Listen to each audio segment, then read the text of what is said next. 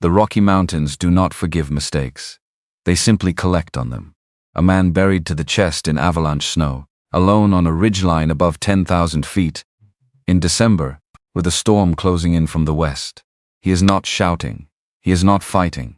He has been waiting to die for 5 years, and the mountain has finally decided to help him finish the job. 3 inches of his hand protrude above the surface. Stone-colored, still then it moves. Half a mile below, a woman sees it. A stranger's hand in the snow, she stops. She has a rifle. She has a dead husband, an enemy who wants her land, and 14 months of surviving alone in country that does not care whether she survives. She drops to her knees and begins to dig. She will regret nothing, not yet. The cold came in fast that December morning, the way it always did in the high country, not as a gradual chill but as a decision.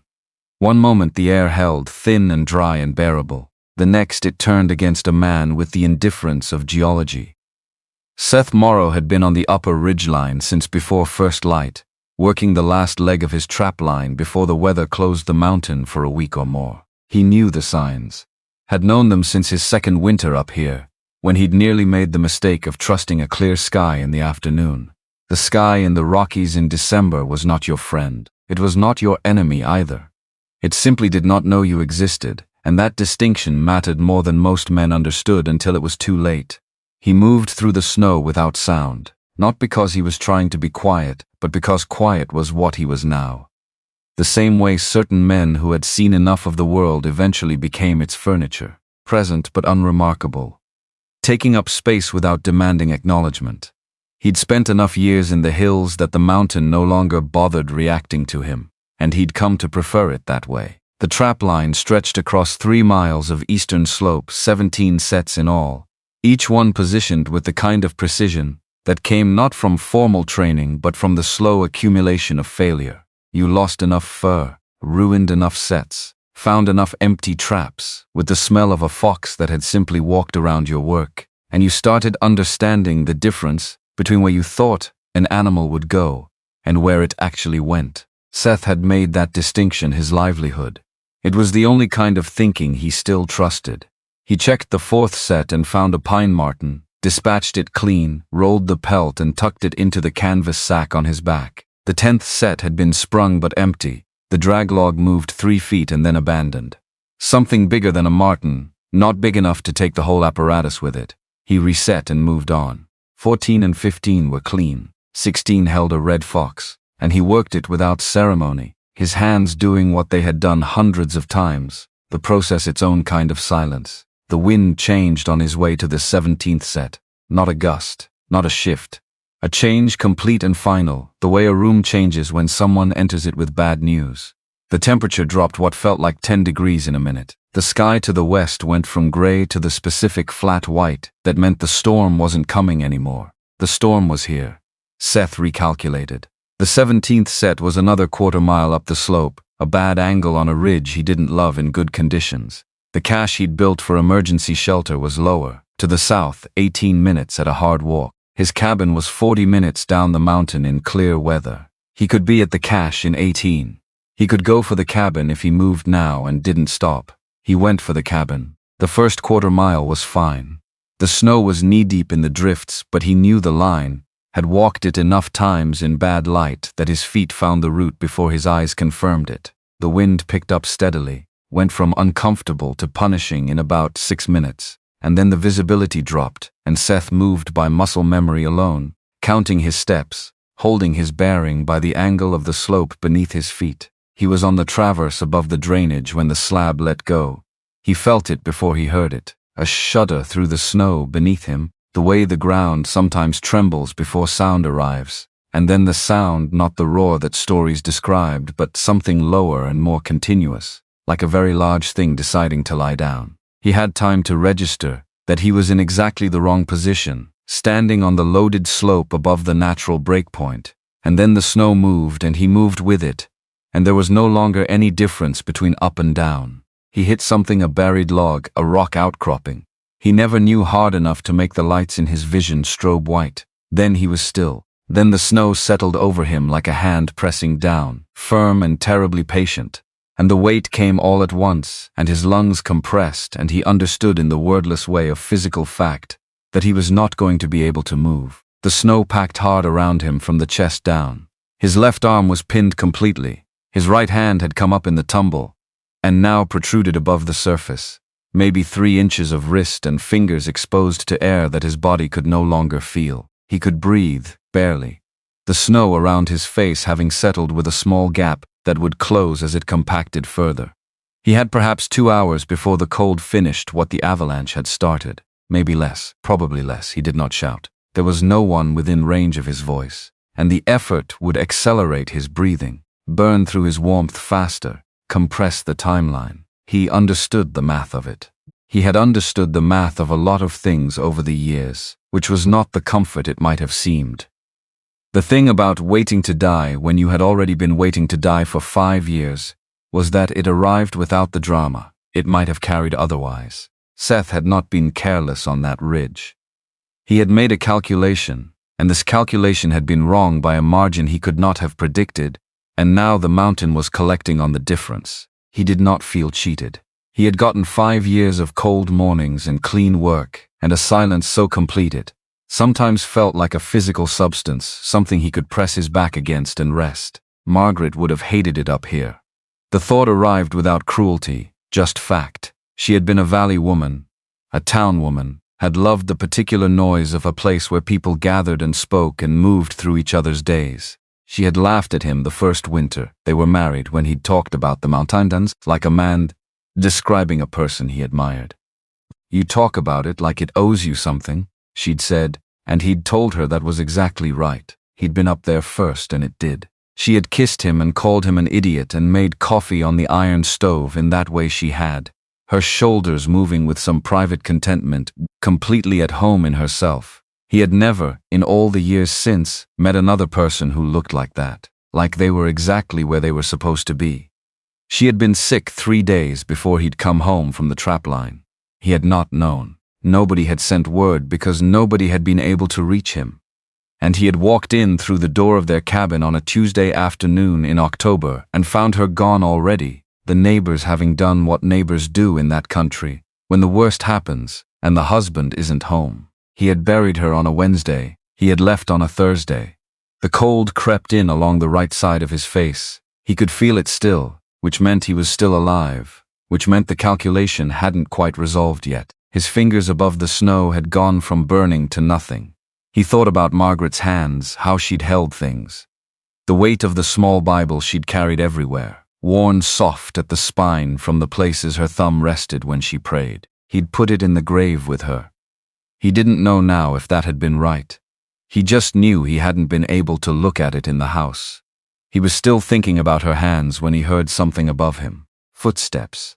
Deliberate ones, the particular rhythm of a person looking for something, rather than moving through terrain on their way somewhere else. Seth did not call out. He did not know who was on the mountain in December, and in his experience the intersection of bad weather and unknown persons moving at altitude was not reliably good news. He was not sure his voice would carry anyway. He was not sure he could manage more than a croak, but his right hand, the 3 inches of dead fingers above the snow, moved, without him deciding to move it. His body apparently had not finished with the math. Ruth Canon had been awake since before the storm, not because she'd anticipated it, though in retrospect, the barometric pressure had been dropping since noon the previous day, and she knew enough to read the ridge to the west like a clock face. She'd been awake because she'd lain down after supper, and her brain had simply refused to perform its function. It did that sometimes, since James just stopped cooperating, leaving her lying in the dark listening to the wind pick up and thinking about things she spent her daylight hours deliberately not thinking about. The knock on the door was not what got her up. There had been no knock. What got her up at first light was the discovery, when she pulled on her coat and stepped outside to read the weather, that someone had been in her yard in the night. Footprints, man-sized, deeper in the heel than the toe, which meant someone moving fast, or at least with intention. They came from the northern tree line, circled within about 15 feet of the cabin wall, and then retreated the way they came, not toward the road, back toward the mountain. Ruth stood looking at the prints for a long moment. The wind was already beginning to work at the edges of them. She was not afraid. She wanted to be clear about that, at least to herself. Fear was a useful instrument when it moved you to action, and she was not a woman who had survived 14 months of solitary living in the Colorado high country by confusing the emotion with the information it carried. Someone had been outside her home in the night. That was information.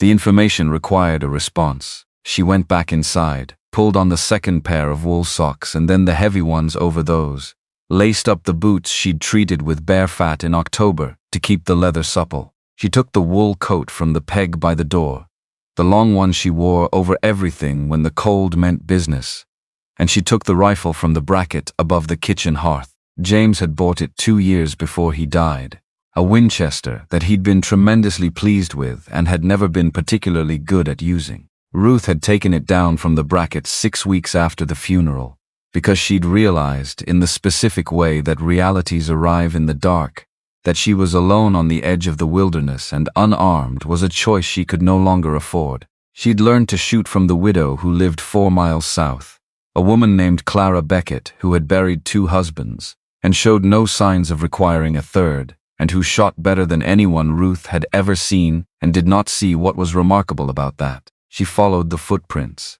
They led her north along the tree line and then upslope, into the territory where the mountain proper began, where the pines thinned and the rock showed through the snow in dark angular shapes. The wind was building. She knew she had maybe an hour before the storm sealed the mountain again, and she moved quickly, keeping her eyes on the prints, which were already beginning to degrade in the rising wind. The prints stopped at the edge of a debris field. A debris field was what it looked like from a distance, a wide irregular swath of churned snow, maybe 60 yards across, ending in a rough mounded line at its lower edge. Closer, she recognized what it was. She'd seen it once before, the spring after she'd arrived in this country, a small avalanche on the south face that had come down in the night and taken a section of fence line with it. This was the same geography, just larger. And recent, the surface of the debris was undisturbed by wind, which meant it had come down after the storm had quieted. She almost turned around. The person who'd made the footprints was likely miles away by now, long gone before this had come down. She was standing at the edge of an avalanche field with the storm rebuilding around her, and the sensible thing to do was walk back down the hill and bar her door. Her eyes moved across the debris, cataloging. The way she cataloged everything now, inventory and assessment, the habit of a woman who'd learned that the cost of inattention was always higher than the cost of the extra minute. That was when she saw the hand, 3 inches of it above the snow.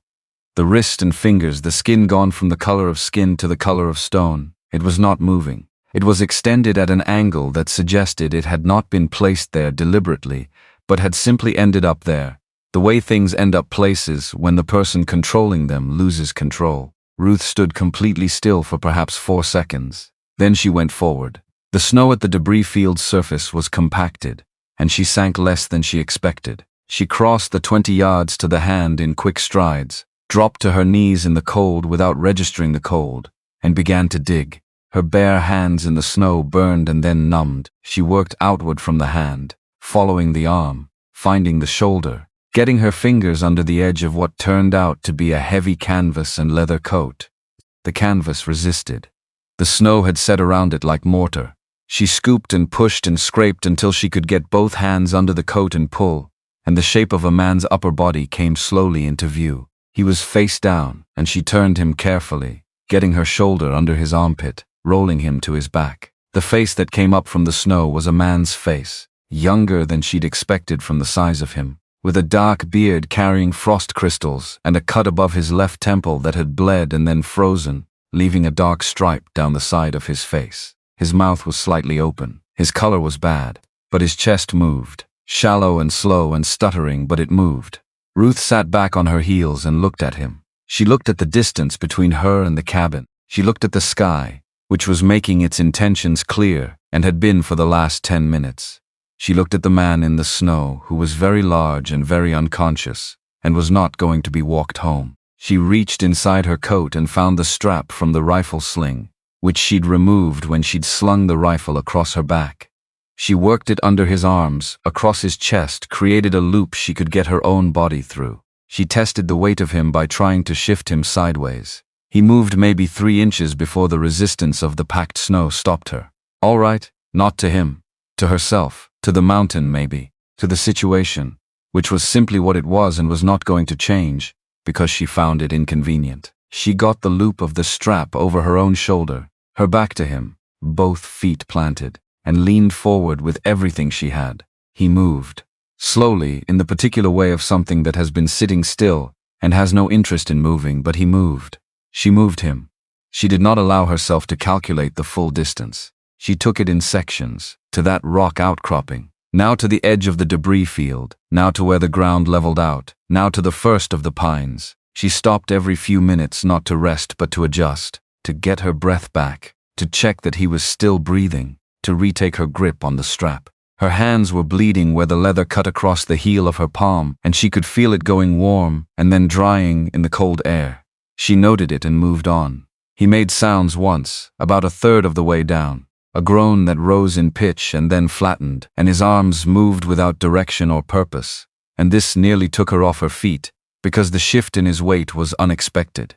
She planted herself and held, and he settled again. She talked to him then, not because she thought he could hear her, but because the silence was very large, and she needed something to push against. She said, "I need you to not do that again," she said. "If you have strong opinions about where you end up, you should have thought about that before you let a mountain fall on you," she said, after a long stretch of silence broken only by her own breathing. "I don't know who you are, and I'm going to be very annoyed if you die before I find out." He did not respond. The last 100 yards to the cabin was the worst, because the slope dropped slightly, and she had to brace against the pull of his weight trying to go sideways, and the storm had fully returned by then, wind driving snow horizontally, visibility down to maybe 30 feet. She went on feel and familiarity, the ground beneath her feet her only map. She had walked this approach to the cabin hundreds of times, and her body knew it in the way bodies know the things they've done repeatedly, without consulting the thinking parts. She got the cabin door open, which required dropping his weight entirely, and then getting the ice out of the latch mechanism with her fingers, and then she got back in the harness and got him across the threshold, not gracefully. The doorframe caught his shoulder. His head tilted at an angle that alarmed her, and she stopped and checked his neck before continuing. She pulled him to the center of the room, and then let herself stand up straight for the first time in 40 minutes. Every muscle from her shoulders to her calves announced its position simultaneously. She took 3 long breaths. Then she went to work. She got the heavy outer coat off him first, the canvas and leather, soaked through at the edges and carrying maybe 5 pounds of ice. Underneath, a wool shirt, a second thinner shirt beneath that, and below the waist the same heavy trousers, wool underlayer, the tall boots with the wooden reinforced soles. She got the boots off and found no blackening on the feet yet, which was the most important finding of the initial assessment. His hands were a different concern. She tucked both his hands against her own ribs under her coat and held them there while she looked at the cut on his temple. Deep. It needed closing. She had thread and a needle kept in the small tin in the kitchen, beside the bottle of vinegar she used for cleaning wounds. She did not have anything that would dull the pain of the procedure, but he was not conscious enough to feel it, and she told herself this was a mercy, and did not examine that reasoning too closely. She stitched the cut. 7 passes, pulling the edges together with the mechanical focus of someone who has decided the task in front of them is the only task that exists. His face was entirely still while she worked, which she found easier than the alternative. She cleaned the wound with the vinegar, wrapped the head loosely with a strip torn from the older of her 2 spare undershirts, and then positioned him on his side near the hearth, which she'd already fed up when she came in. The firewood was getting low. She noted this. There were things to be done in the correct order, and this was not the first of them. She went through his coat pockets while it dried by the fire, found a folding knife with a bone handle, 2 lengths of snare wire, a piece of hard tack wrapped in waxed cloth, a small folded square of paper that turned out to be a rough hand-drawn map of a trap line with notations in a cramped but legible hand. Nothing with a name. She looked at his belt and found a larger fixed-blade knife in a leather sheath and a hatchet hanging off the back, the hatchet head worn to a shine from use. She looked at his wrists. The tattoo was on the inside of his right wrist. Roman numerals 14, the ink old and slightly spread in the way of ink that had been put in young and grown with the skin. She knew those numbers. She had seen them on 3 men in this county, all of them veterans of the same reconnaissance unit from the Army of the Potomac, all of them men who had mustered out at the end of the war and gone various directions, the kind of men who appeared at intervals in James's conversation like landmarks, used for orientation. James had spoken of one of them often enough that she could have described him without seeing his face. Seth Morrow, he'd called him, with a particular quality in his voice that Ruth had learned over the years to identify as the residue of an old resentment that James had never fully explained and she had never pushed on. He bailed on us right after Appomattox, James had said once. Didn't say a word to anyone, just gone. Had a wife, which made it worse. Just left her. Ruth stood looking at the unconscious man by her fire. She looked at the hatchet, the knife, the trapline map with its careful notations, the work of a man who had spent serious time learning a specific territory. She looked at his hands, which were calloused in the particular patterns of someone who worked with rope and wood and leather on a daily basis. She looked at the 14ths on his wrist and thought about what James had said, and then thought about James, and then put James away again in the place she kept him, which was not the same as forgetting. She went back to work. She had the vinegar, the thread, the wood in the hearth. She had enough food for herself through March if she was careful, which she was always careful. She had the wool blankets from the chest under the bed, 3 of them, which she doubled over the man and tucked under his shoulders to keep the warmth from escaping at the sides. She had the tin cup she filled with water from the kettle and set near enough to the fire to stay warm, for when he woke up and could manage it. She sat in the chair by the hearth with the rifle across her knees, because she did not know who this man was even though she had a suspicion about his name, and because the footprints in the yard last night had not been the footprints of a mountain man coming down from a trapline in the dark. They had been deliberate, circling. 2 things might be true at once. She had learned this.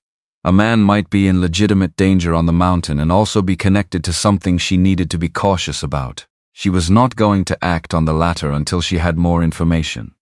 She was also not going to ignore it in favor of the gratifying narrative of a simple rescue. She watched the fire and she watched the man, and outside the storm, pressed against the walls of the cabin with steady, impersonal force. He came back to consciousness in stages, the way injured people often did, with periods of apparent waking that were actually just closer to the surface of unconsciousness rather than above it. Once he muttered something she couldn't make out. Once his right hand moved deliberately, searching, and she watched it find the place where the hatchet usually hung off his belt, and find nothing there and go still again. The 3rd time his eyes opened, they were actually open, present, the pupils no longer blown wide but tracking. He looked at the ceiling for a long moment. Then he looked at her. Ruth did not speak first. She let him take in the information available to him: ceiling, walls, fire, blankets. The woman in the chair with the rifle, and waited for his assessment to complete. He moved to sit up. His body sent him immediate and detailed information about why this was an ambitious plan, and he processed this information and went still. Don't. She stood from the chair, set the rifle against the wall within her easy reach. You've got a head wound and you've been in the cold long enough that your legs are not going to cooperate for a while. He looked at her with the eyes of a man doing triage, running down some internal checklist. Your knife is on the shelf. She nodded toward the kitchen. Your hatchet beside it. You'll get them back when you're capable of standing without falling over, which you are not currently. Something moved in his expression, not gratitude, not hostility. More like recalibration, the adjustment a man makes when the facts of a situation require revising the operating assumptions. Who are you? His voice was wrecked, barely above a rasp. Ruth Canon? This is my property. How long? You've been in here about 6 hours. You were in the snow before that. I don't know how long. Long enough. He absorbed this. His eyes moved around the cabin in a way that was not casual. The systematic assessment of a man who was never not cataloging his environment. She recognized it because James had done the same thing, that veteran's habit of reading a room for exits and threats, though it had always seemed performed in James, a thing he did because he felt it was expected of him. In this man it looked like breathing, involuntary, just what his eyes did. 14th, she said it while he was mid-assessment because she wanted to see his response unguarded. Army of the Potomac, 14th Reconnaissance. My husband served in the same unit. The assessment stopped. Served past tense. He'd caught it. 14 months ago. She watched him. James Canon. He said nothing for a long moment. Then James Canon. Flat. Weighing it, not pretending he didn't know the name. Did you know him? I knew of him. He was looking at the ceiling again. We were in the same unit for about 8 months at the end of the war. I shipped out before discharge was formal. James had said bailed. This man said shipped out. She noted the difference and did not comment on it. He's dead. She said it clean, no ceremony around it. He was working a timber contract up the North Slope. There was an incident with a failing support structure. The company called it an accident. She let that last word sit in the air between them the way it always sat in her chest, weighted, wrong, like a load that had been distributed to deliberately hide what was underneath it. Seth Morrow, and she was now almost entirely certain that was who he was. Looked at her from the floor of her cabin, his face carrying its damage and its cold and something older than either, and he didn't say he was sorry, which she appreciated more than she would have appreciated the alternative. Harlan Voss. He said the name like a man identifying a species of dangerous terrain. Not a question. Ruth went very still. The Ridgecreek Timber Company. He was watching her now, the old assessment fully operational. Voss has been running that operation for 12 years. I know the name because I sold pelts through a man in Ridgecreek who mentioned the company once, mentioned specifically that Voss had a habit of acquiring land that suddenly became more valuable after he'd acquired it. I stopped selling through that man. He wants my property. I expect he does. He's sent 4 written offers this year. Claimed James died owing money to the company, which is a fabrication. Seth Morrow looked at the ceiling. Then at his hands, which were still not entirely his own, the sensation of the deep cold still working its way out. Then at her, in the way of someone who has completed their assessment and arrived at a conclusion they are not certain they want to have arrived at. Someone was outside your cabin last night. She didn't ask how he knew. Of course he knew. I saw the prints this morning. Before the weather changed. Late after 2 in the morning, I'd guess, based on the temp. He paused. I saw the light in your window on my way up the slope. Your fire was burning through the night, which meant he'd been on the mountain, passing by, already at altitude before the storm strengthened, which meant the footprints might not be connected to him. Or might be, in a way she didn't yet understand. Were those your prints? No.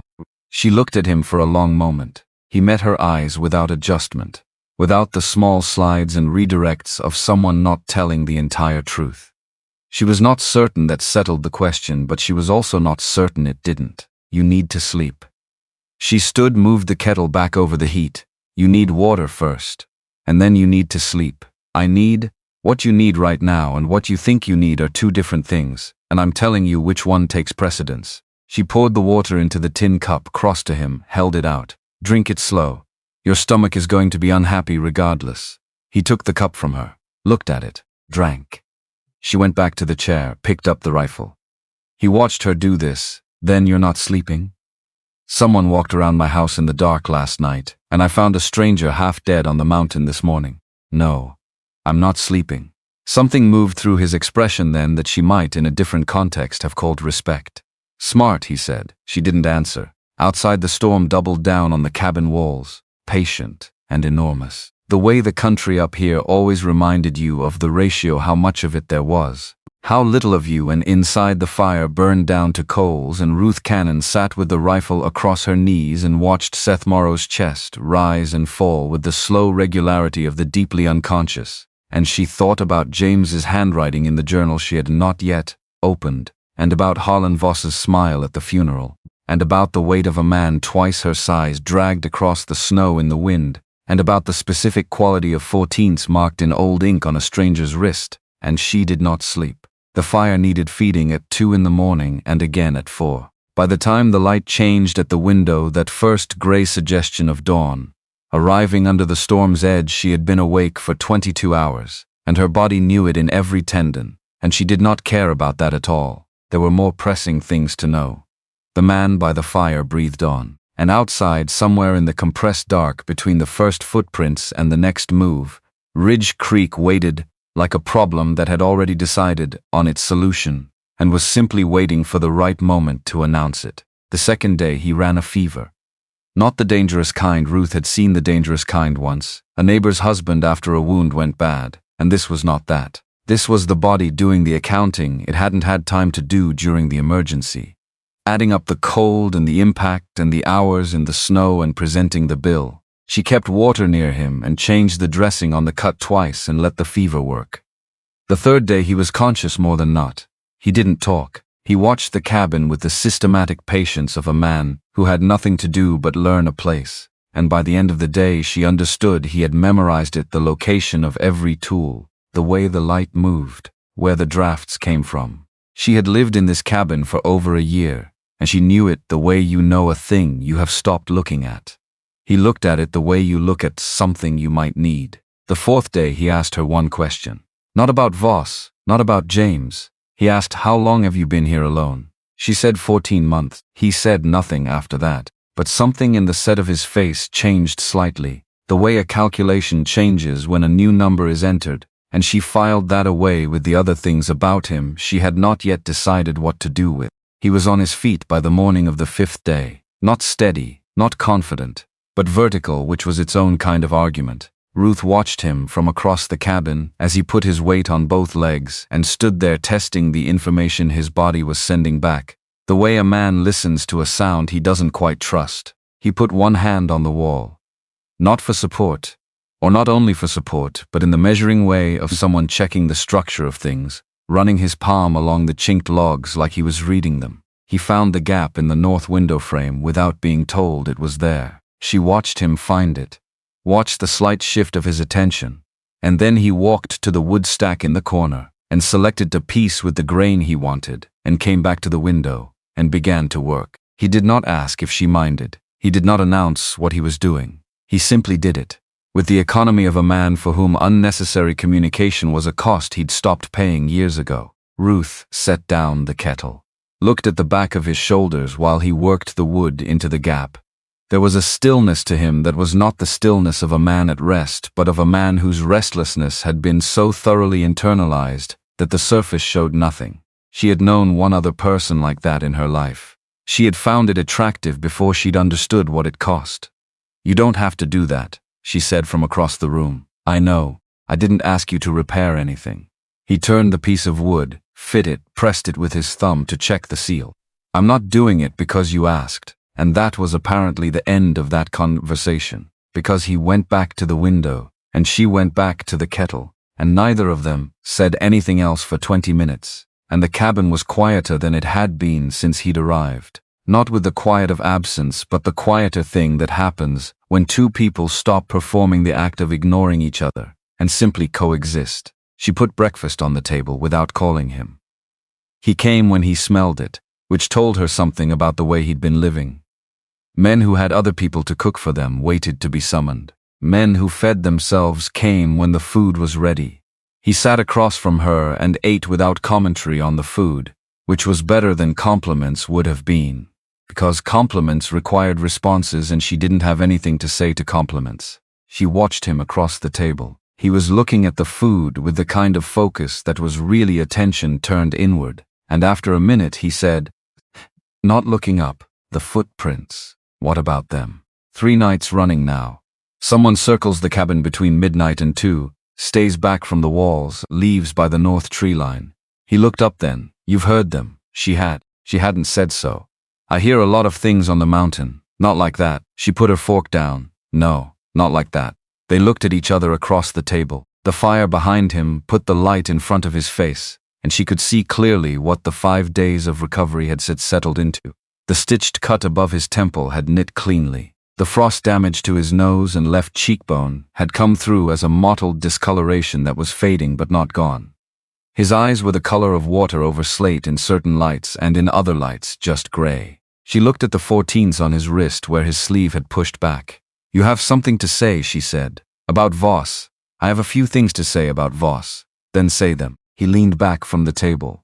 His posture was not relaxed. It was never quite relaxed. She was learning, but it had a quality of deliberateness, like a man arranging himself for a conversation he had been organizing in his head for some time. Harlan Voss has been acquiring land in this territory for 12 years. He doesn't buy it. He pressures it. He finds the weak point a debt, a dispute, a recent death, and he applies force there, and he keeps applying it until the thing breaks. The men who work for him don't know that's what they're part of.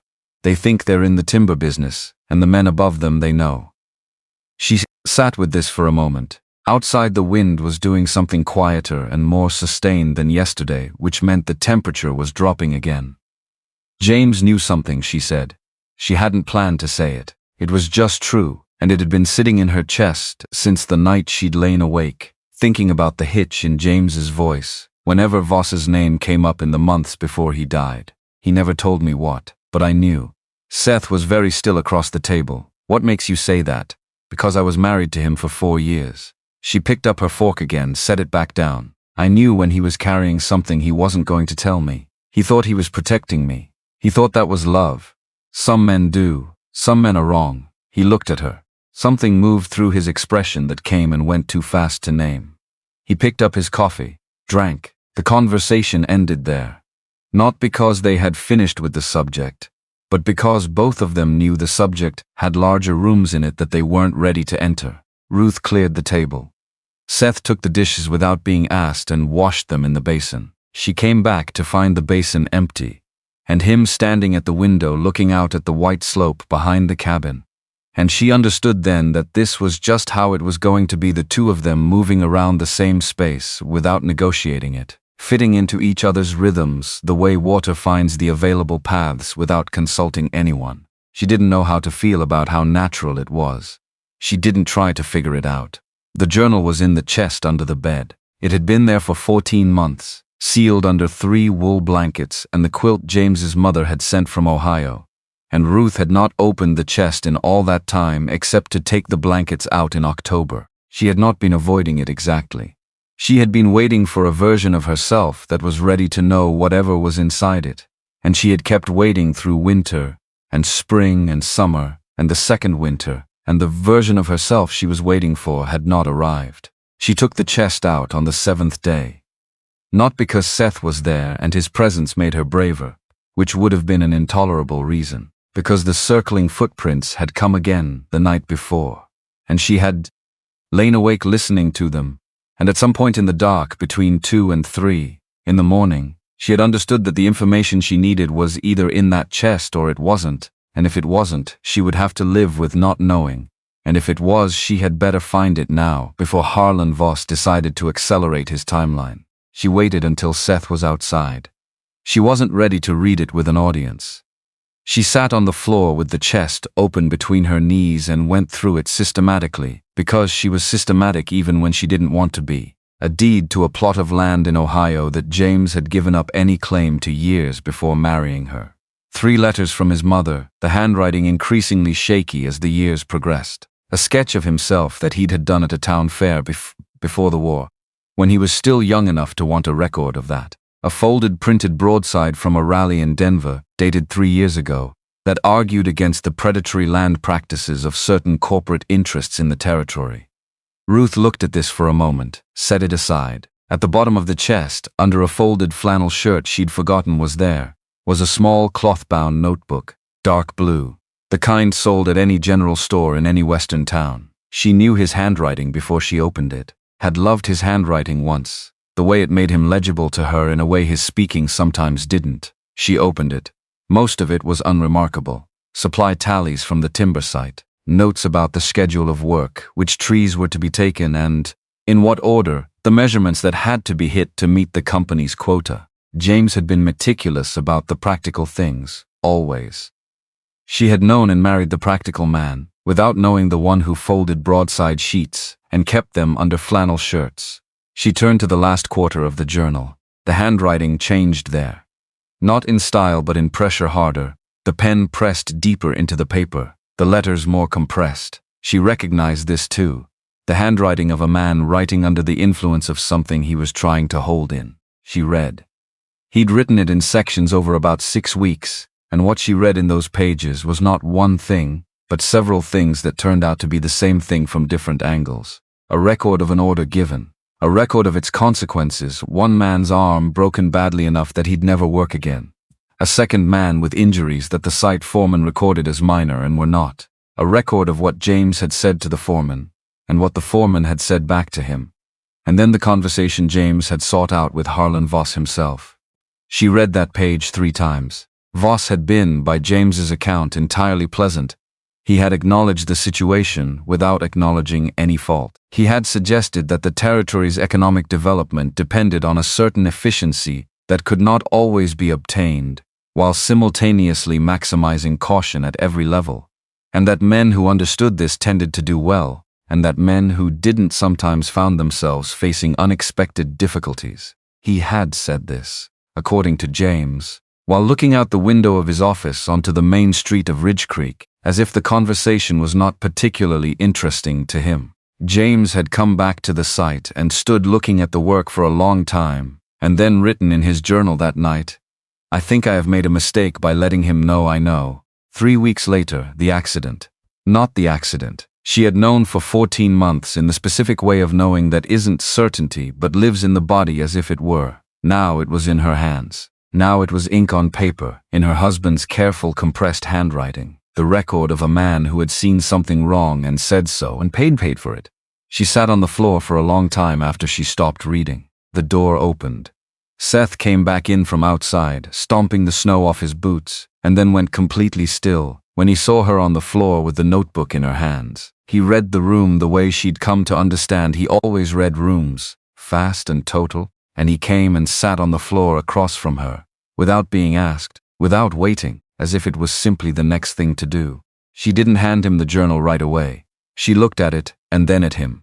"My husband saw Harlan Voss order unsafe practices at the timber site. He confronted Voss about it. Voss threatened him. 3 weeks later, James was dead in an accident that the site foreman certified as unforeseeable." Seth's face did not move. He wrote it all down. She put the journal on the floor between them. Dates, names, what Voss said. He looked at the journal. "Did not touch it, may I?" She nodded. He read it the same way he did everything, with total attention and without performance. She watched the small movements of his eyes across the pages and the absolute stillness of the rest of him, and she thought about what it meant that he was here, on her floor, reading her dead husband's words, and she put that thought in the same place. She put most of the things she couldn't process immediately, which was a place she was becoming increasingly aware was getting full. He closed the journal, set it back down, looked at her. "This is enough for a territorial judge. The local judge is Voss's. Not a local judge, a circuit judge. There's one who covers this district, Harlan Whitmore, out of Pueblo. He came through Ridgecreek twice last year. He's not Voss's man." She hadn't known that. She absorbed it. "And you know this because I pay attention to who the power in a place belongs to. It's the first thing you learn and the last thing most men bother to learn." He leaned forward, forearms on his knees. "You can't do this alone. The journal is evidence, but evidence needs someone to carry it. Someone whose testimony has weight. A widow with a dead husband's notebook is a story Voss can reframe. A widow with that, and a corroborating witness who has his own reasons, and no stake in the outcome, is harder to reframe. And you're the witness. I know what Voss's operation looks like. I know the pattern of it, even if I don't know the specifics. And I know 3 men in this territory who worked for him and were put out over safety concerns. Men who might talk, given the right approach." She looked at him for a long moment. "You've been thinking about this since I told you about James. I've been thinking about it since you mentioned Voss's name at the door when he came to the cabin." He looked at the journal. "This is confirmation, not revelation." She thought about that. About a man who came out of avalanche debris and spent his recovery quietly mapping out a problem he'd decided to help solve. Without being asked, without announcing himself, without requiring that she notice. She was not sure what to do with that. She decided not to do anything with it right now. "He'll come back," she said. "Voss, his deadline is end of the month, I know. It's the 15th today, I know that too." She picked up the journal and closed it and held it in both hands. "Then we have 2 weeks, less," he said. "The circling stops 2 nights ago. When someone who is watching a situation stops watching and goes quiet, that usually means they've made a decision." She felt something settle in her chest. Not fear, not quite. The specific weight of a situation that has moved from anticipated to arrived. She had been waiting for this weight for 14 months, and now it was here, and it was heavier than she'd expected and also lighter in a way she hadn't predicted. Because at least now the waiting was done. She stood up from the floor, crossed to the hearth, and put the journal on the shelf above the mantel, in plain sight.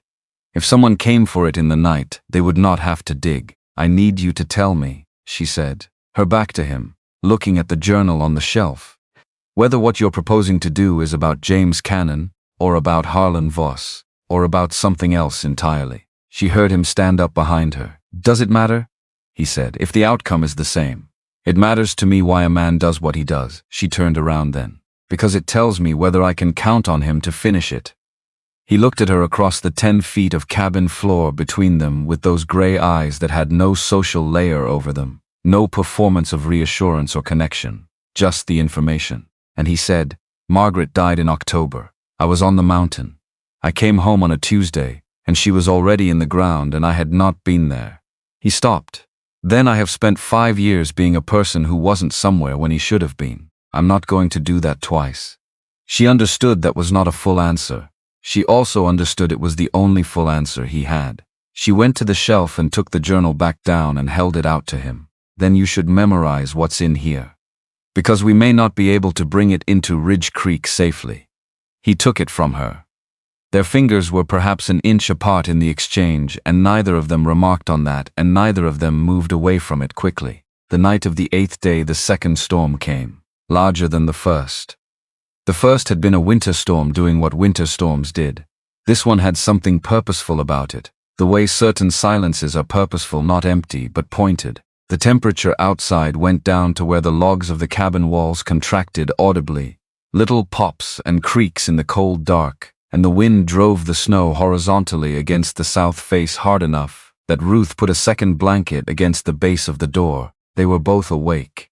There was no pretense about either of them sleeping through this. Ruth sat at the table with the lamp turned low and the map she'd drawn from memory of the Ridgecreek Valley spread in front of her, marking the locations of Voss's operations in charcoal pencil. Seth sat across the table with the journal open. Not reading it, he'd already committed the relevant passages to memory. She'd watched him do it, but thinking with it open in front of him, the way some men thought with tools in their hands. She marked the site where James had died. Seth looked at the mark when she made it, then back at the journal. She told him what she knew about the foreman who'd signed the accident report, about the company's representative who'd come from Denver afterward, with a briefcase and a pleasant manner and papers he'd wanted her to sign releasing any future claim. She'd refused. She told him about refusing and about the look on the man's face, which was not anger, but the minor inconvenience of someone who expected the door to open and found it unexpectedly stuck, and he told her what he knew. His knowledge came from different angles: the trade networks, the patterns of who controlled what in the county, the way certain men talked when they talked about Voss, that specific register of someone being careful, without knowing they were being careful. He had been listening to this country for 5 years. He had not been participating in it. But listening and participating were different things, and in some ways the former was more thorough. The lamp burned low between them. The storm pressed at the walls. She refilled the lamp and went to put more wood on the fire, and when she turned back around he was looking at her with an expression she had not seen on him before. Not assessment. Something else. You stayed up all night, he said. The first night I was here, I told you why. You told me part of why. She crossed back to the table and sat. Met his eyes without doing anything elaborate with the meeting.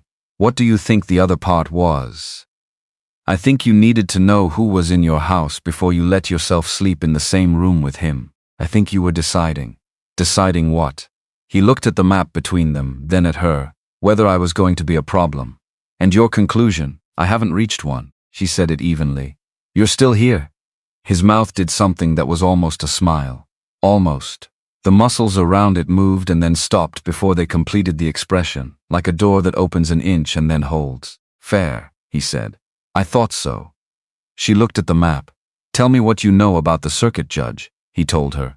He was thorough and specific, and she asked questions and he answered them without hedging, which she appreciated beyond her ability to express in the moment. She had spent the better part of a year in conversations with men who hedged, who qualified, who softened every fact with the cushion of her supposed fragility, and the directness coming from across the table was something she felt in her sternum. At some point past midnight she said, I never loved James. Not a confession, not an unburdening, just a fact coming out of her into the room. I respected him, I was faithful to him, I wanted him to be safe.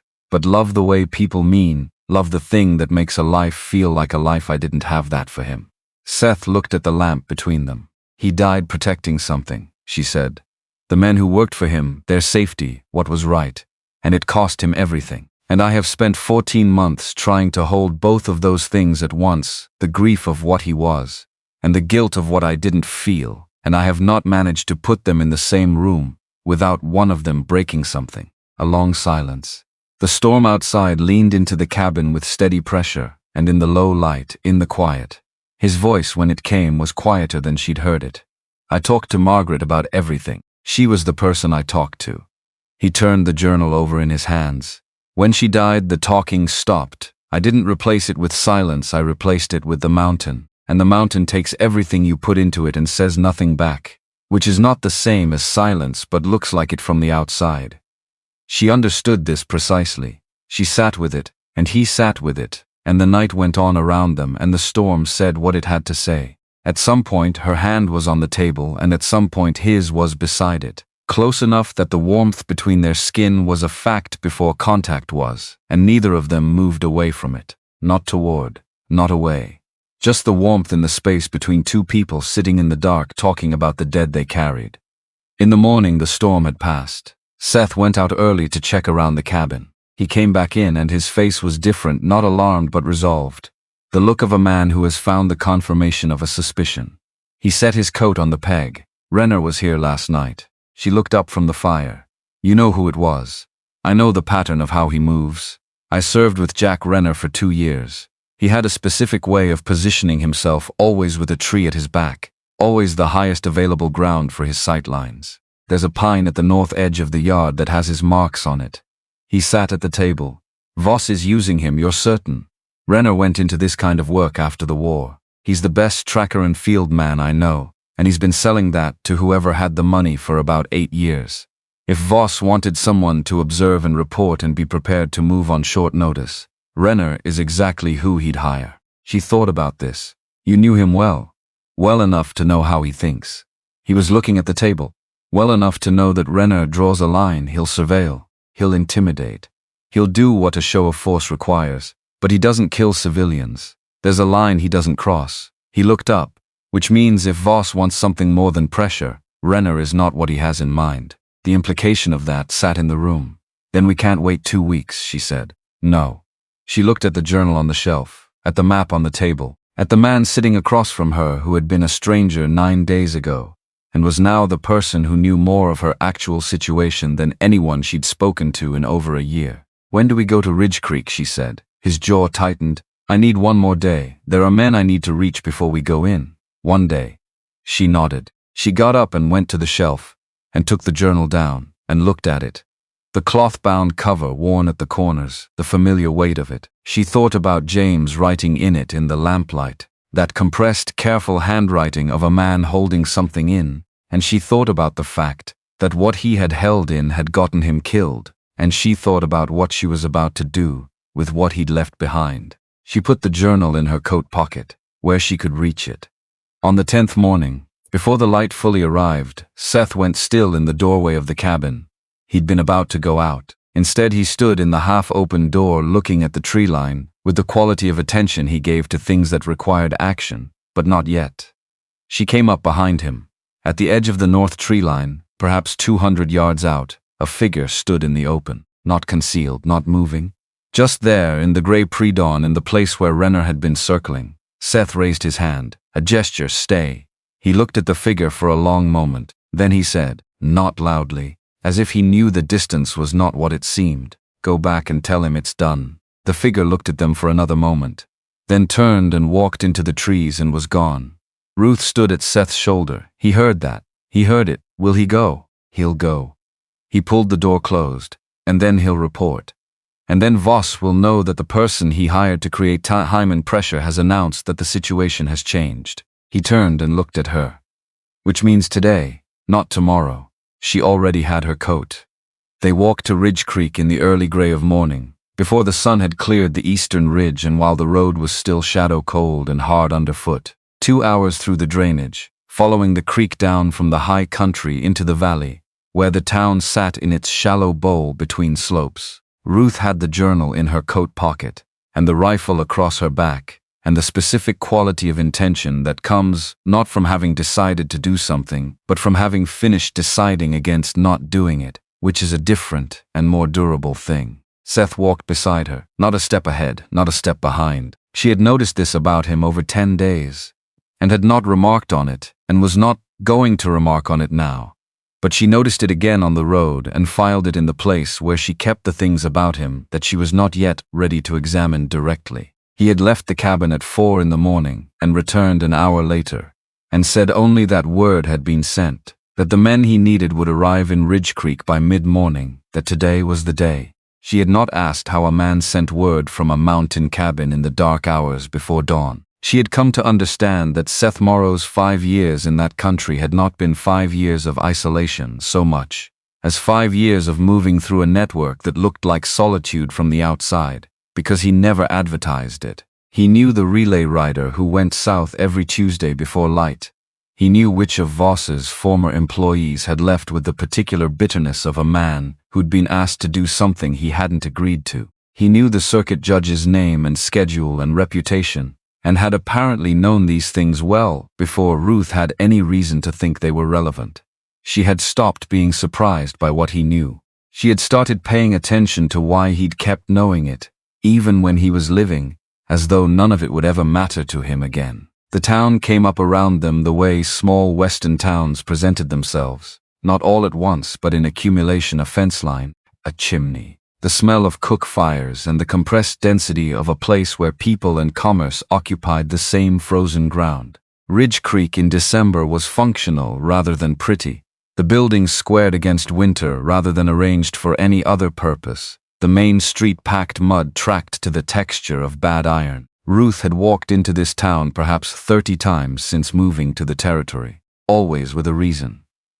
She walked in now with the best reason she'd ever had, and felt the difference in her feet against the ground, the way the walk itself had changed without the road changing. Seth angled toward the saloon, without discussion, and she matched his line, and they came through the door into the low light, and the smoke, and the smell of wood smoke, and the conversation that went quiet table by table, as people looked up and registered the specific combination of who had entered, and what the entering looked like. 3 men stood from a corner table. Ruth recognized none of them by face. Seth crossed to them, and there was the brief exchange of men who have served together and carry that fact in their bodies, regardless of how much time has passed. And then Seth stepped back and said, his voice pitched to carry to the nearest tables without being theatrical about it, "Ruth Canon. She has something that needs to be heard today." The 3 men looked at her. She looked back at them and did not perform anything for their assessment. The broadest of them, perhaps 50, had the hands of a man who had worked timber for 30 years, the kind of hands that looked like the work had grown into the skin rather than just marked it. The second was younger, with a badly healed scar along his jaw. The third was close to her own age and had the eyes of someone who already knew more of her situation than she had told him. That one said, "Your husband came to see me 6 weeks before he died. He said he was going to speak to Voss and he wanted someone to know what he'd found out before he did, in case." Ruth took this in without the protection of delay. "He never told me he'd spoken to anyone. He said he didn't want you to worry until he knew whether it was going to amount to anything." And there it was. The shape of the wall. She had known the wall was there for 4 years, had felt its edges in the dark when James came home from the site with something behind his eyes he wasn't ready to say. She had not known until this moment exactly what had been on the other side of it. The knowing arrived not as revelation but as confirmation, which was its own specific weight. "What's your name?" she said. "Daniel Pruitt. 3 years on Voss's south site. Left 18 months ago when they started asking me to certify things I knew were wrong." He looked at the journal she'd taken from her pocket. "Is that what I think it is? It's what my husband wanted someone to know." She set the journal on the table. Pruitt reached for it, stopped, looked at her. She nodded. He opened it. The broad man leaned in. The one with the scarred jaw read over Pruitt's shoulder, and the saloon around them had gone to the particular quiet of people who have collectively decided that minding their own business is not the appropriate response to this particular morning. Seth stood at the table's edge with his back to the wall. He was watching the room. Not the journal, not the men reading it.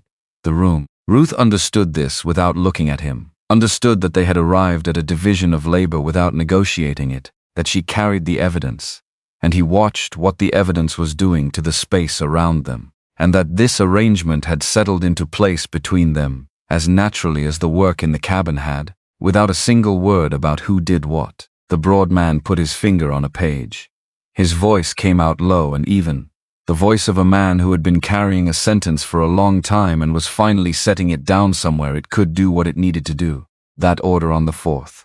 I was there when it was given. I told the foreman it was wrong. He told me to mind my numbers. Seth said, "Would you say that to a circuit judge?" The man looked up at him. I have been waiting for someone to ask me that exact question. The broad man's name was Cade Hollis. The one with the scarred jaw was named Perry Olt, and he had worked not on the timber site but in Voss's land office, and what he knew with kindness, and what he knew was different from what the others knew, but fit with it, the way the separate parts of a frame fit together to make something that could bear weight. He had seen the paperwork on 4 land transfers in the county that bore the marks of the same method: a manufactured debt, a widow or a struggling farmer, an offer that arrived before the body was cold. He had left when he'd been asked to prepare a 5th such document, and he had kept a copy of the original before leaving, folded into the lining of his coat where it had lived for 8 months. Ruth looked at Alt when he said this. "You've had that for 8 months. I didn't know what to do with it alone." She understood this completely. She had been alone with what she knew for 14 months, and had spent most of that time waiting for a version of the situation that would allow her to do something with it. She had waited until the situation came to a doorstep, in the form of a man buried in the snow on the slope above her cabin. Which was not the version she had imagined, but was apparently the version that was available. They left the saloon together, the 5 of them, and came out onto the main street in the mid-morning light, and the street of Ridgecreek looked at them and began to accumulate. This was the thing about small towns that worked in your favor when it worked in your favor at all. Information moved faster than horses. By the time they had walked 40 feet toward Voss's building, there were people on the street who had no reason to be there, except that they had heard something was happening and had decided to be present for it. A woman came out of the dry goods store and stood on the step watching. 2 men who had been working on a roof across the street came down their ladder and stayed at the bottom of it. An older man who spent most mornings on the bench outside the land recorder's office was still on the bench but no longer looking at the street with the unfocused attention of a man with nowhere to be. He was watching. Ruth did not count the people. She kept her eyes on the door of Voss's building, and her hand on the journal in her coat pocket, and she walked at the pace she walked, which was not dramatic, just forward. The door opened before they reached it. Harlan Voss came down his own front steps at 10:30 in the morning in his good coat and his hat, and with the specific quality of stillness that had nothing in common with Seth's stillness, excess surface. Seth was still because he had moved past the need to announce himself. Voss was still because announcement was all he had ever offered anyone, refined until it no longer looked like performance. He came down the steps and looked at the street and found Ruth, and his expression did the thing it always did, which was nothing. Mrs. Canon. He adjusted her name to her marital status, with the practiced ease of a man who had been making small reductions for so long they had become reflex. "I wasn't aware we had a meeting." Ruth stopped walking when she was close enough to be heard without raising her voice, and far enough that she was not standing at his feet. She said, "We don't.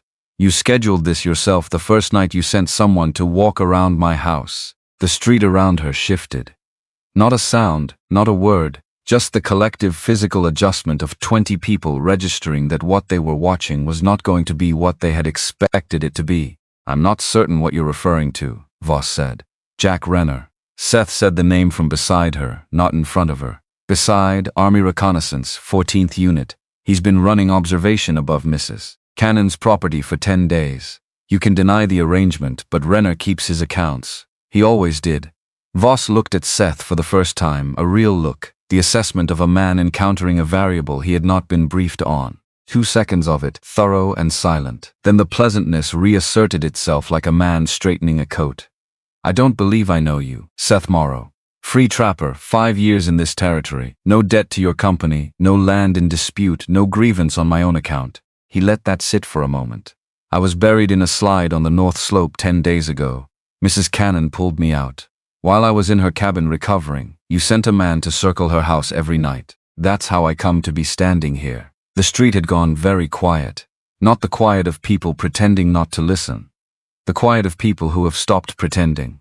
Ruth took the journal from her pocket. She did not open it. She held it so the people nearest her could see it was a real object, worn at the corners, the handwriting visible on the open edge of the pages. Not a prop, a record. My husband kept notes, she said. Her voice was the same voice she used to tell a man the price of something was not negotiable, not raised, not shaped for effect.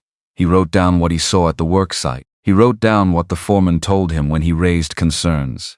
He wrote down what you told him when he came to you directly. She looked at Voss without looking away.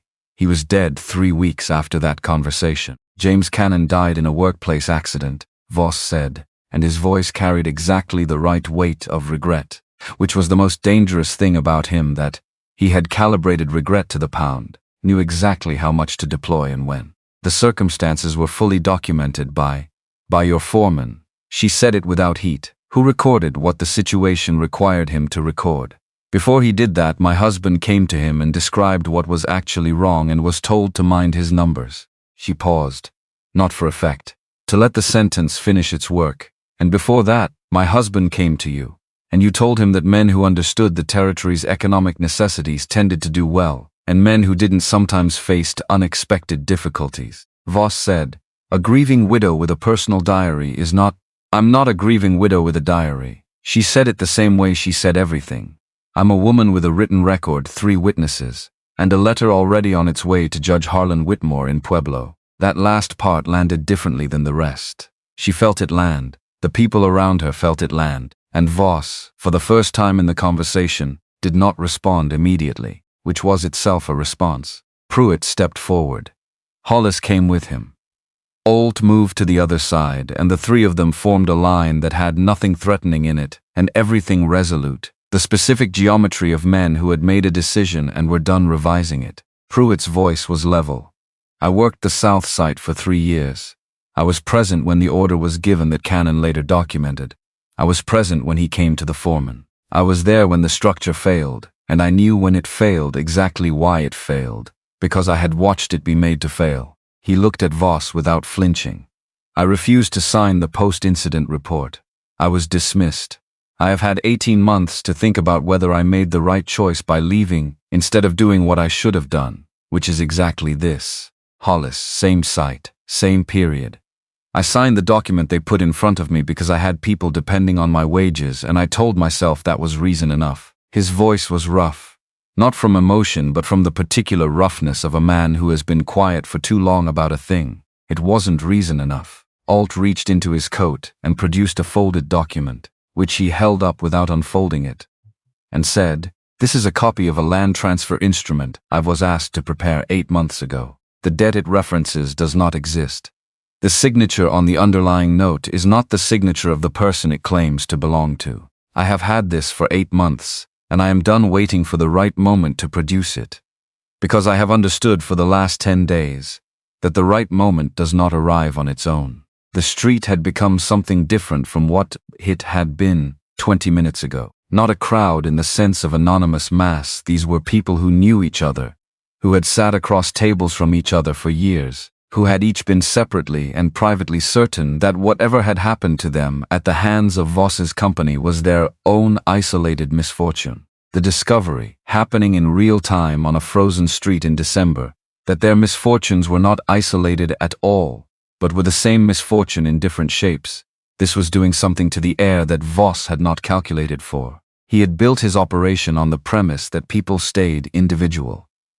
The premise was failing in front of him, and he could see it failing and could not stop it. A woman's voice from the left side of the gathering. "He told my husband the land was encumbered. It wasn't encumbered. We sold for half its value because we believed him." She was not shouting. She was speaking at a volume appropriate to the distance between her and Voss, which was the distance of a woman who had decided she was done being afraid to be heard. Another voice, "The Henderson parcel. Everyone in this county knows that road was planned before Voss made that offer, and he knew it and they didn't." A third voice, a fourth, not anger in the sense of heat. not a mob in the sense of unreason, just people who had been keeping their separate silences, and who were now understanding that they had been keeping them for the benefit of the same man, and who were finding, in the finding, that the silence was over. Voss's lawyer appeared in the doorway behind him, young from Denver, carrying a briefcase that had not been designed for this situation. He looked at the street with the expression of a man whose professional judgment was generating information he would have preferred not to have. Voss turned his head slightly toward the doorway, a small movement. The first tell he had shown in the entire conversation, a man turning toward the one part of his structure that was still arranged as he had arranged it, which meant everything else was not. Ruth saw it.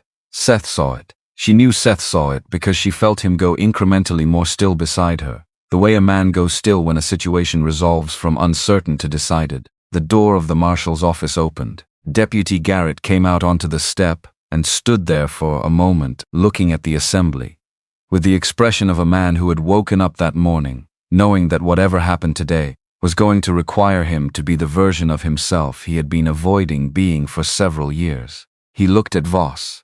He looked at Ruth. He looked at the journal in her hand, and the three men standing behind her, and the people gathered around the whole of it, and he looked at Voss's lawyer in the doorway, and he did the math that the situation required. He came down the step and crossed the street and stopped in front of Harlan Voss. He said, "Mr. Voss, I need you to come with me while we get this sorted out properly. The circuit judge will need to hear it, and until he does, I think you'd be better off answering questions somewhere with four walls." Voss looked at the deputy, looked at his lawyer, looked at Ruth, and in that moment, not the moment before it, not the moment after, his face showed the thing that had been behind the performance all along, which was not malevolence exactly, not cruelty in the sense of passion, but the cold and practical acknowledgement of a man who had always known that what he'd built was contingent on conditions he didn't fully control, who had simply believed the conditions would hold longer than this. The belief had been wrong. He processed this with the same efficiency he processed everything, and he stepped off his porch. No drama, no final statement, no performance of defiance or regret, just a man walking toward the building across the street. Because the calculation was complete, and the calculation said that was the next move. And Harlan Voss had never in his life done anything that wasn't the calculated next move. His lawyer followed. The deputy walked beside them. Ruth watched until the door of the marshal's office closed. She stood in the frozen street with the journal in her hand, and the people of Ridgecreek around her, and the specific quality of silence that follows when something that has been at pressure for a long time finally finds its release. And she breathed out, one breath, long and deliberate and all the way to the bottom. Then she stood there and let herself feel the full weight of what the morning had been, because she had promised herself, sometime in the dark hours of the last 14 months, that if this day ever came, she would not rush past it toward the next thing. She would stand in it for a minute and know it completely. James was dead. That had not changed. That would not change. The journal in her hand was a record of a man who had seen something wrong and said so and paid for it. And what she had done today with that record did not bring him back, and did not undo the 14 months of the particular loneliness that follows when you are grieving someone you did not love, the way you knew love was supposed to feel, which was its own kind of grief that no one had a name for. She did not feel those things less because this morning had happened. She felt them alongside this morning, which was different. Both things were true, and the truth of one did not diminish the truth of the other. She felt the weight of all of it, and she stood in it for the minute she had promised herself. And then she took a breath and stepped back into the morning. Maria Hensley was standing near her, the woman who had spoken about her husband's land, who had been keeping her own silence for 2 years. She came forward and took Ruth's hand in both of hers and held it without saying anything, because there was nothing to say that the holding didn't already cover, and then she let go and went on, and that exchange was small and sufficient, and Ruth would remember it clearly for the rest of her life. Pruitt came to her side. He was looking at the marshal's office door. "Whitmore won't let it go quietly. He has a reputation for finishing what gets brought to him." "I know," Ruth said. "That's why Seth wrote to him." Pruitt looked at Seth, who was standing a few feet away in the manner he always stood when he was not actively needed, which was present without being in the way. Pruitt said, How long has he been planning this? Longer than I knew, Ruth said. Seth was looking at the north end of the main street, where the road went back up toward the mountain and the high country. His face had the quality it always had when she looked at it, still, present, carrying nothing extra. But something in the set of it had shifted since they'd walked in this morning. Some piece of the structure that had been at a particular angle for a long time, and was now at a slightly different one. She could not have described it to anyone. She knew it was there. A movement at the corner of the street caught her eye. Jack Renner was walking south, away from the main street, at the pace of a man who has finished the job he came to do and is moving on to whatever comes next. He had not come to the gathering. He had not stood in the street with them. He had watched from the corner and now he was leaving. And he had not looked at Seth once during any of it, except that as he turned the corner and moved out of the main street's line of sight, he raised his right hand briefly, at his side, the smallest of gestures. Not a wave, not an acknowledgement exactly, just the movement of a hand raised and lowered, the kind that one man makes to another, when words would require them to be in a different kind of situation than the one they're in. But the silence is not the same thing as nothing. Seth looked at the corner where Renner had been. He was quiet for a moment. Then he drew a line and he held it. Ruth said, "The line still let him work for a man who was circling my house." Yes. He did not argue the point. He held the line he had, not the one he should have had. She thought about this. About the distance between those two things and what it cost to hold one instead of the other. She looked at Seth beside her and thought about 5 years on a mountain, and the line he had drawn around himself, and what it had cost him to hold that line, and who had paid the part of the cost that he couldn't see from inside it. "It's enough," she said, and she was not talking about Renner anymore. He looked at her. He understood she was not talking about Renner anymore. They stood in the street while Ridgecreek went on around them. The town's metabolism finding its new rhythm after the morning's disturbance. People talking to each other in the way they talk when they have been through something together and are still processing what together means. Hollis was talking to a man Ruth didn't know. Alt was being asked questions by a woman who had her own document and had not known until this morning that someone might want to see it. Pruitt was writing something in a small notebook, with the focused attention of a man documenting, while the details were still present. The afternoon was tipping toward its early mountain dark by the time the street had settled enough that leaving felt like a natural thing, rather than an abandonment. Ruth buttoned the journal back into her coat pocket. She looked at the north road. "We should go before the temperature drops," she said. Seth said, "Yes." They walked. The road home was the same road in reverse and was not the same road at all, which was a thing that was true of most roads, if you paid attention to the direction of travel. The drainage climbed back toward the high country, and the cold deepened as the elevation rose, and the last light went orange at the ridge and then went. They walked in the dark with the snow reflecting enough of the sky to see by, their footprints from the morning still visible and filling slowly with the loose drift of the evening wind. Ruth said, "About a mile out of town, you wrote to the circuit judge before I found James's journal." "Yes." "You wrote to him before Renner appeared at the tree line." "Yes." She walked for a moment. "You had decided before you told me you'd decided." "I had decided that Voss was not going to stop and that someone needed to do something about it, and that I was in a position to be that someone." He walked beside her in the dark. "I did not decide for you. I decided for the situation. There's a difference. There is." She considered this honestly, the way she considered things she needed to get right. He had acted before asking her. He had set things in motion before she knew things were in motion. In a different shape of a man, that would have been the wall. The same wall James had built. The decision made on her behalf without her knowledge. The protection that was also a removal of her agency. In Seth it was not that. She examined it carefully to make sure she was not simply willing it to be different, and she found that it was genuinely different, because he had not acted to protect her from the situation. He had acted to give the situation the best chance of resolving. And he had told her everything as soon as there was something to tell. And when they had walked into Ridgecreek that morning, it had been beside each other, and not with one of them leading. "I'm not angry," she said. "I know. I want you to know I considered it and I'm not angry." "Those are different things," he said. "Yes, they are." They walked on. The mountain rose around them in the dark, enormous and indifferent and entirely itself, and the cabin came into view below the last ridge as a faint warm point in the darkness, the coals of the morning's fire still holding enough to make the windows glow. They had not spoken about what came next. They had not, in all the days in the cabin and all the work and all the late conversations, used any of the words that would have named what was accumulating between them. Ruth had been precise about this without being deliberate about it. She simply did not say things until she knew what she meant by them, and she had not been certain enough to say them. She was certain now. Not with the certainty of feeling, which was subject to weather and fatigue and the particular distortions of loneliness.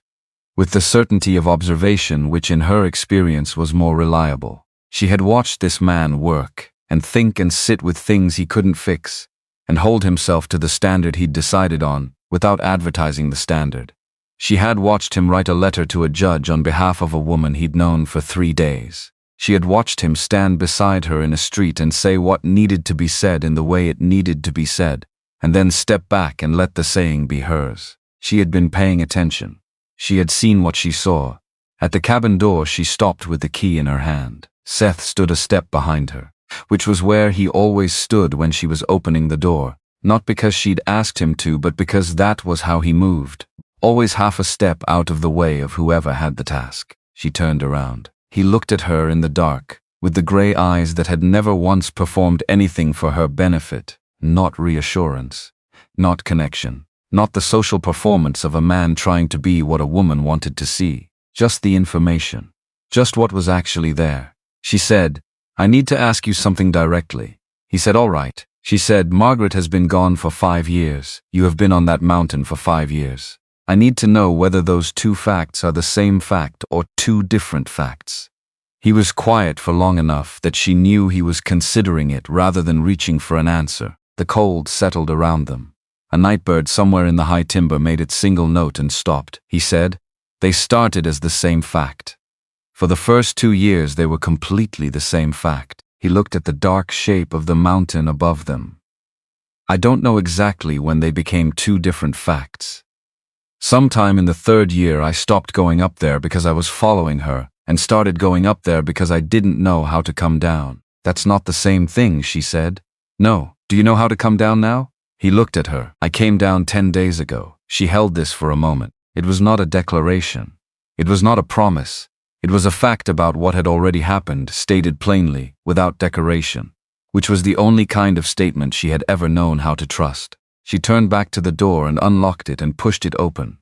And the warmth of the cabin's residual heat came out into the cold night, and she stepped inside. She did not tell him to come in. She did not look back to see if he was coming. She went to the hearth and began to work the coals back into something that would take kindling, and behind her she heard his boots on the floor and the door closing against the night. And that was sufficient. That was the whole of it. 2 people in a cabin on the side of a mountain, one building the fire back up, and one moving through the familiar space in the dark, and no ceremony around any of it because the things that mattered had already been said in the only language either of them fully trusted, which was the language of what you did and where you stood, and whether you were still there in the morning. She was still there in the morning. So was he. The spring arrived in the high country the way it always did, reluctant for weeks and then definitive. The cold releasing all at once into 2 weeks of melt and mud, and the smell of the earth reconsidering itself under the last of the snow. By the end of March, the slope below the south fence was showing ground, dark and rich, and the creek in the drainage was running fast and loud with everything the winter had stored. Ruth stood at the cabin door on a morning in late March, with the sun coming fully over the eastern ridge for the first time since October, real sun with real warmth in it, the kind that made the snow on the upper slopes throw back a light so bright it was almost sound. She stood with her hand flat on the door frame, and her eyes on the ridge and the thing she had known with certainty for 3 weeks. She was not afraid of it. She had examined it from every angle and found nothing in it that frightened her, which was itself information about how far she had come from the woman who had lain awake 14 months ago listening to a storm and waiting for a version of herself that was ready for what came next. This was what came next. She was ready. Seth came around from the side of the cabin with fence post timber on his shoulder and set it against the wall and straightened and looked at her in the door. He read her the way he read everything, fast and complete, and without making a performance of the reading. He crossed the yard. She said, "I need to tell you something." He stopped in front of her, and she looked back at him, in the first full warm sun of the year. His face, just his face, the healed scar at his temple, the gray of his eyes in the morning light, the quality of attention he gave her that was the same quality he gave everything that mattered, which was all of it. She said, "We're going to need more room." He was still for a moment. "Then the south side has room." "I know it does. That's a summer project." "I know. We have time." He looked at her in the way of a man receiving something he had stopped believing was still possible, something he had not let himself want because wanting it had seemed like a thing he no longer had the right to do, and the receiving of it moved through his face in stages that she watched without looking away, because she had been looking away from things for long enough, and she was done with it. His hand came up, and she leaned into it, and the mountain stood behind them in the morning unchanged and uninterested, and the same as it had always been, and below it the cabin and the fence line waiting for Cedar and the creek running fast with the winter's water, and the ground soft and ready and full of everything that a long cold season had been holding in reserve.